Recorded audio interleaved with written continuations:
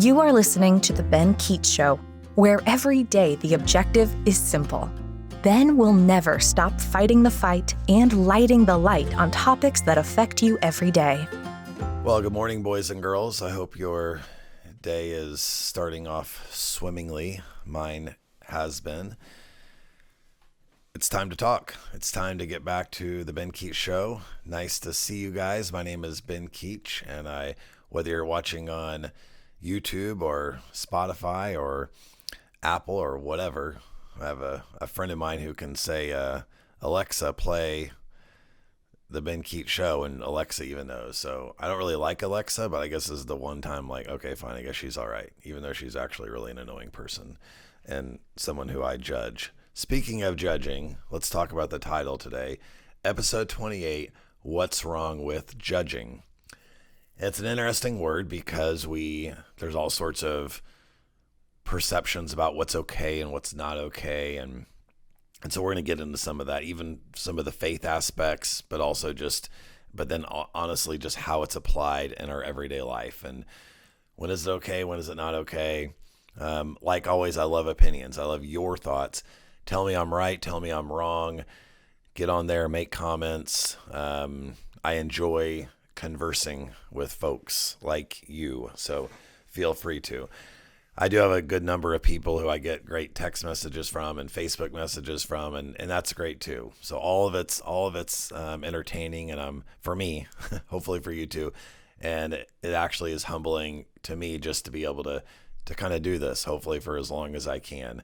And right now, episode 28. So let's get this going. So let's first talk about judging from a couple just statements and kind of explain it from there. The first statement is, none of us actually keeps our own rules. Whatever rules you have, whatever you believe, we don't keep any of that perfectly. Now, we may be pretty good at it. You may say, well, I beg to differ. I don't believe in lying, and I've never lied, or whatever. I'm sure there's maybe some exceptions there. The bottom line is, we as human beings are flawed. We stand for things and we fall short of our own standards. Now think about that. When we see somebody else fall short of a standard and we judge from the standpoint of, I'm here and you're there, that's what we find repulsive. That rubs us all the wrong way. That was what Jesus talked about in observing some of the religious leaders in terms of how they looked down and judged people for what they were doing or what they weren't doing. And they were doing it from a very elitist standpoint. And by the way, you don't have to be rich to be an elite. You don't have to be wealthy and live in the grandest house to be a flipping snob and look down at people. You can be poor and do it. You can be middle class and you can be rich. So keep that in mind too. A lot of times we hold that special category just for a certain group of people, and it's literally not true. Okay, so that's the first thing. That's kind of the first thing to acknowledge. The second thing is, and it's a kind of a Keech quote moment because I just kind of made this up. I thought it was interesting. Judging is wise as long as your mirror is big enough to include your life. So if I'm in the process of judging, then I better be able to directly look into a mirror and say, and look at myself, look at my own choices, look at what I've done, look at the consequences of what I've done, and humbly see myself. If I'm viewing myself first in terms of how I view whatever I've done or other people, it's going to give me a more gracious look at other people. I don't want to look down on people. I'm the last person that should do that. I've had shortcoming after shortcoming in my life. Who am I to act as if there's something special about me to look down on anybody? And I think we all, when we have that approach, I think that's a healthy place to be and to get to, is to look at ourselves first. Now, we also hear a lot about judging from a particular Bible verse. And so the Bible verse, I think it's in Matthew 7, that Jesus, who, remember, was a human being who walked the face of the earth. So it's a quote, like he's as real as Oprah. He said, and in a kind of a lecture standpoint towards the Pharisees and towards the Sadducees, the way you judge is how you will be judged. Now let's think about why is he saying what he's saying? Well, he's saying what he's saying because of the religious leaders at the time and how they were judging. Okay. How should we judge? The first thing is any sentence that we use the word judgment in, we should also have the word grace in that same sentence, one way or another. We have been afforded grace. And let's say you're not a religious person, no problem. In your marriage or in your relationships or with your children, everybody desires grace. Your kids do. You do. Your spouse does. We don't want to live under a regime of condemnation and judgment, religious or not. And Jesus's message is amazing regardless of your faith. It's kind of an interesting thing. I always kind of wonder why some people, especially some people that are non-Christians or even like kind of adverse to the Christian faith, and they'll go to some text in the Old Testament that kind of uses all this is just horrible or this is just this. And a lot of times they don't understand the context, which again is another podcast.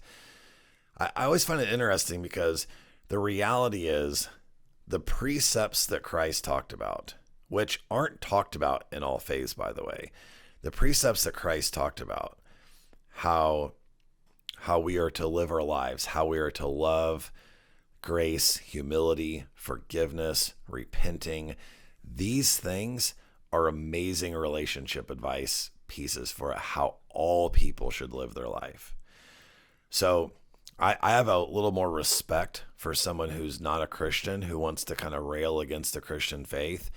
Maybe they say A, B, or C, but in that same sentence, I think there should be some acknowledgement of these other things.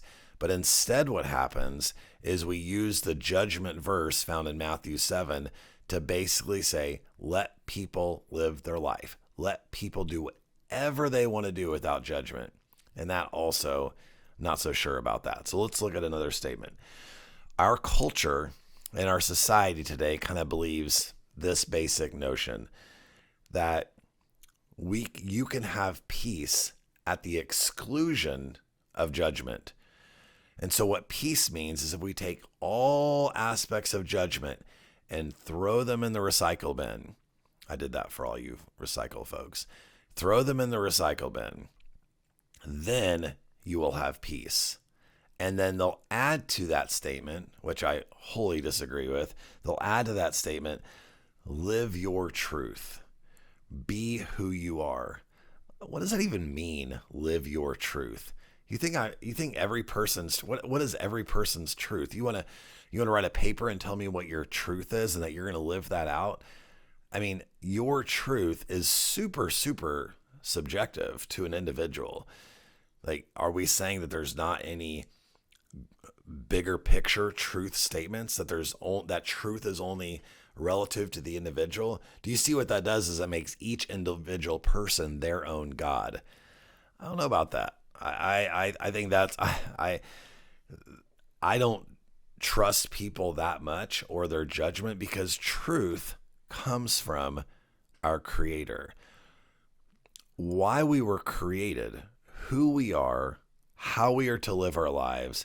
There is a DNA print of that. There's actual, it's like embedded in our soul, in a sense, of who we are and what we do. So the whole idea of this humbo jumbo about be who you are and live your truth, it's gobbledygook to me. It's not a concrete thing. And as a matter of fact, I don't trust it. It's almost like the overused statement of loving yourself, which again, loving yourself, great, fine. I'm not saying that's bad, but it's like, what does it even mean really?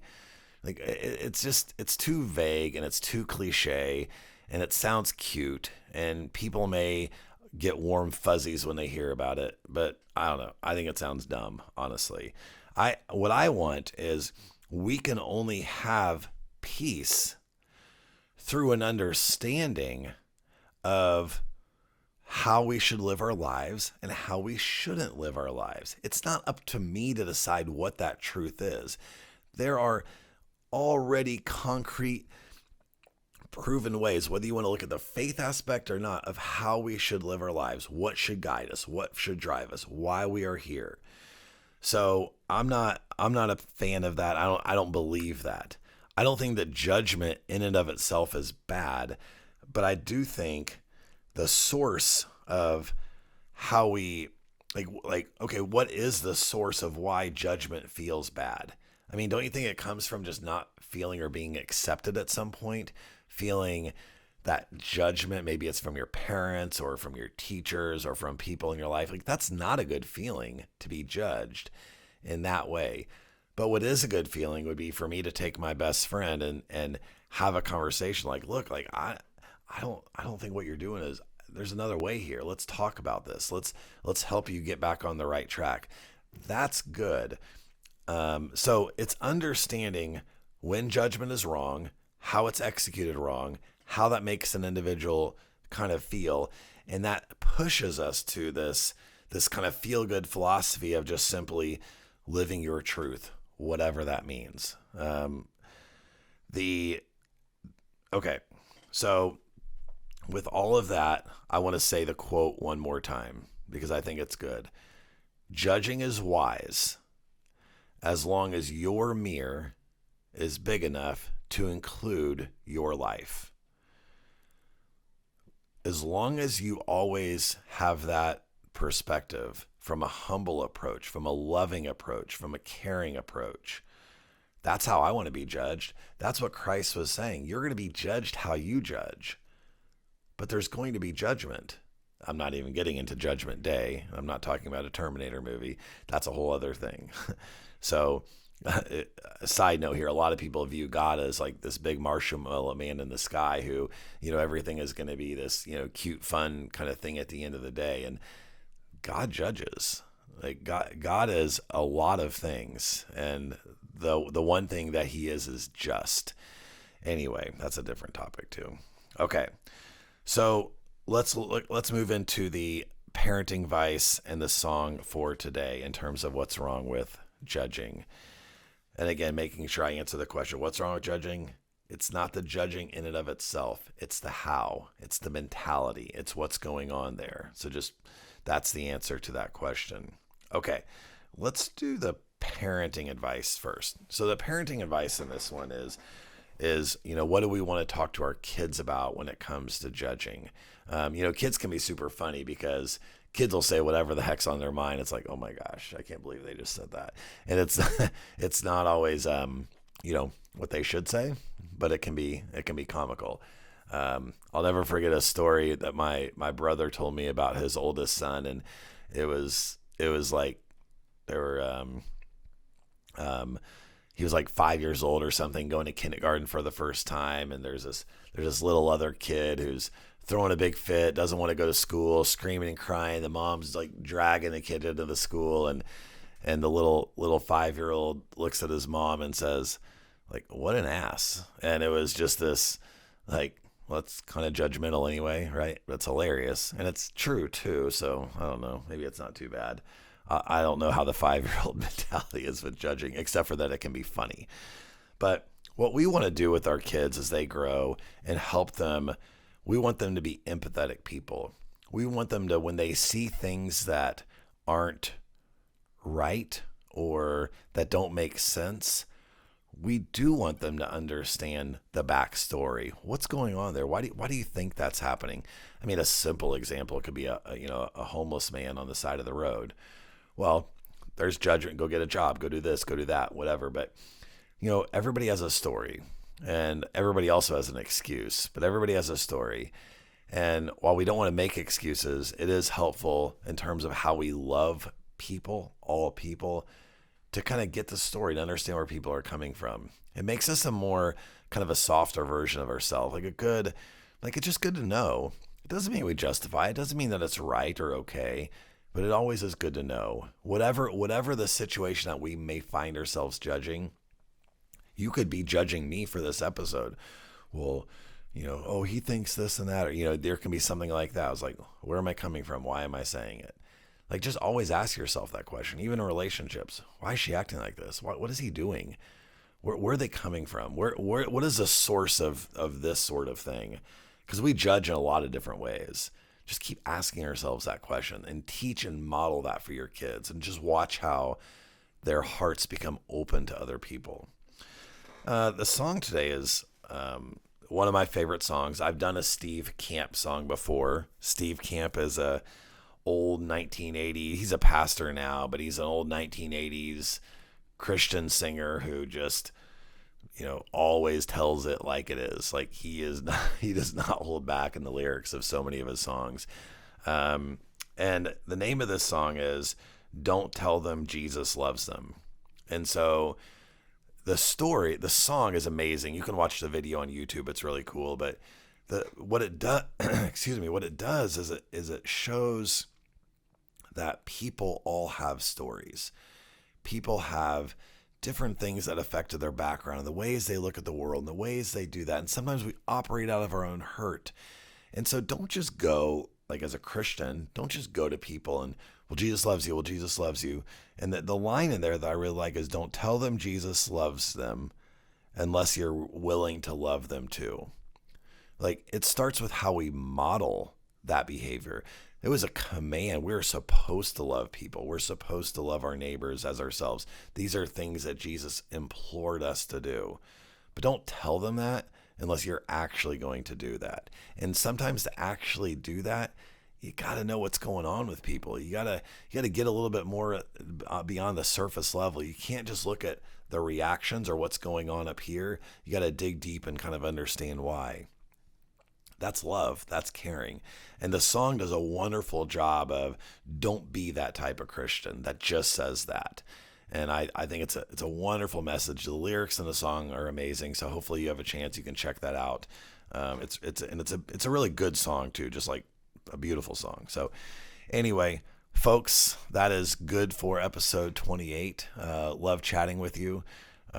If you did not listen to the show today, I'm actually judging you right now. So please just understand that. And I'm not apologizing for it. And I'm going to look down on you as well. Anyway, enough of that. Have a great day. Glad to see you guys. Subscribe, like it, share it, do all those cool things. We'll be best buddies forever. Talk to you later. Bye. Thank you so much for listening. Let's keep the conversation going. You can reach out on Ben's website, www.TheBenKeechShow.com, or on social media to chat. And please remember to subscribe so that you never miss an episode.